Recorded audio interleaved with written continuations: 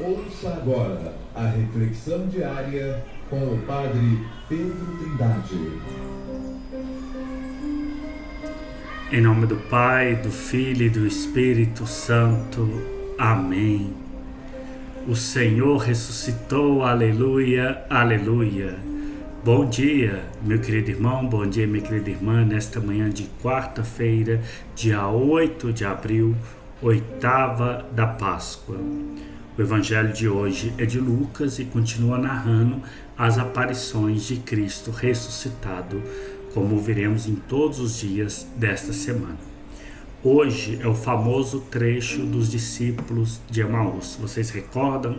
Eles voltavam abatidos de Jerusalém após os acontecimentos da paixão e morte de Nosso Senhor, e no caminho de Emaús, Nosso Senhor aparece para eles. Como nós estamos percebendo nas leituras, nos evangelhos, dessa semana, o processo de fé na ressurreição de Jesus, ele é gradual.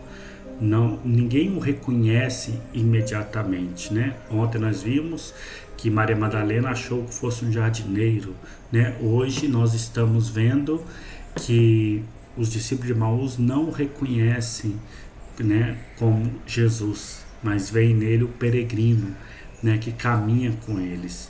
Só posteriormente é que vão professar a fé. Ontem, Maria Madalena só professou a fé quando Jesus o chamou pelo nome, e ela disse, Rabuni, mestre.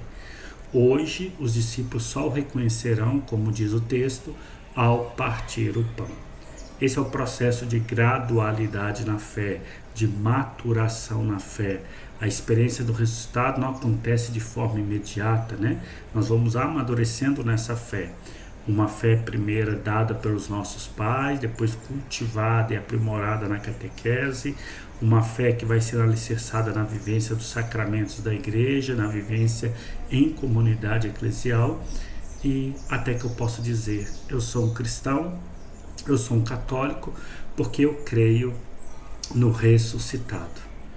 Quanto ao texto de hoje, é importante perceber que eles só reconheceram Jesus ao partir o pão, e depois eles vão lembrar disso, porque antes eles ouviram a palavra de Jesus. No caminho de Emaús, Jesus foi contando para eles os textos do Antigo Testamento que falavam do Messias, e mesmo lembrando a eles que o próprio Messias, Jesus Cristo, tinha anunciado a sua paixão e morte, mas também tinha anunciado a sua ressurreição. E eles vão dizer, não estava quente, né? Não estava aquecido o nosso coração enquanto ele nos falava. E aí então, na fração do pão, eles o reconhecem. Aqui nós temos já um indício sacramental da Eucaristia, mas temos uma certeza que eu queria deixar hoje para vocês, né? Uma boa vivência da comunhão eucarística, né? Onde nós reconhecemos Cristo que se doa em alimento. Uma boa experiência de adoração ao Santíssimo Sacramento deve ser precedida, né? Deve ser antecipada por um exercício de escuta, de leitura e de oração da palavra de Deus, né? Não pode haver um desvinculamento disto, né? Eu não posso querer comungar sem ter ouvido as leituras na liturgia da palavra da missa, sem que meu coração se aqueça pelo que Nosso Senhor está dizendo. Até porque, para eu comungar com Jesus, eu primeiro preciso saber qual o seu projeto, qual a sua vontade, qual o seu querer. E por isso a liturgia da palavra é fundamental.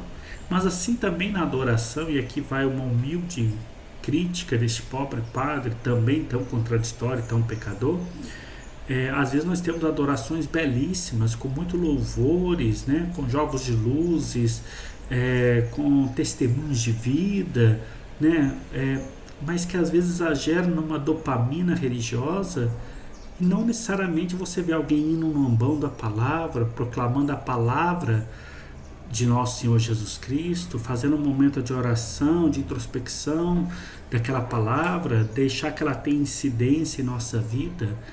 As nossas liturgias nossas adorações, às vezes estão muito barulhentas, né? Muito canto, muito louvor, muita emoção, muito grito. e nós estamos lendo pouco a Bíblia, estamos meditando pouco a palavra de Deus. Por que na preparação das adorações a gente não coloca um momento de qualidade para ouvir o Evangelho, né? Para silenciar, para fazer uma partilha, se quiser fazer uma partilha do que aquele Evangelho ou do que aquela palavra de Deus suscitou em seu coração? A gente precisa ter essas duas colunas, né, que nós chamamos de duas mesas do presbitério, a mesa da palavra e a mesa da Eucaristia, né? É fundamental.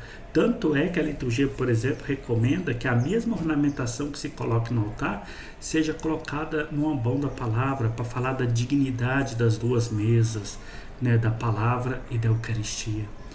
Então, que através desse exemplo bonito dos discípulos de Emaús, eles sim se alimentaram da palavra, o coração ardeu, eles puderam de fato reconhecer Jesus ao partir o pão.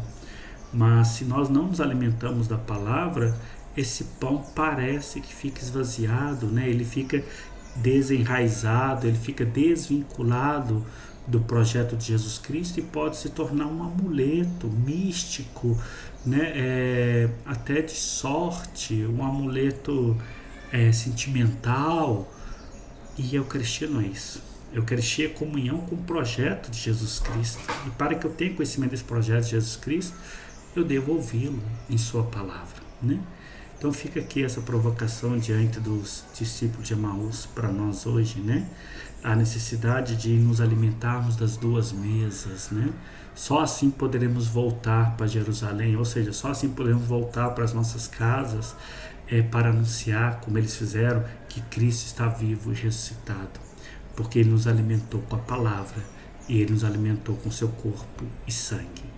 Tenham todos um bom dia e, por favor, nas suas orações, não se esqueça de rezar por mim. Que Deus te abençoe em nome do Pai, do Filho e do Espírito Santo. Amém. Louvado seja nosso Senhor Jesus Cristo. Aleluia, aleluia.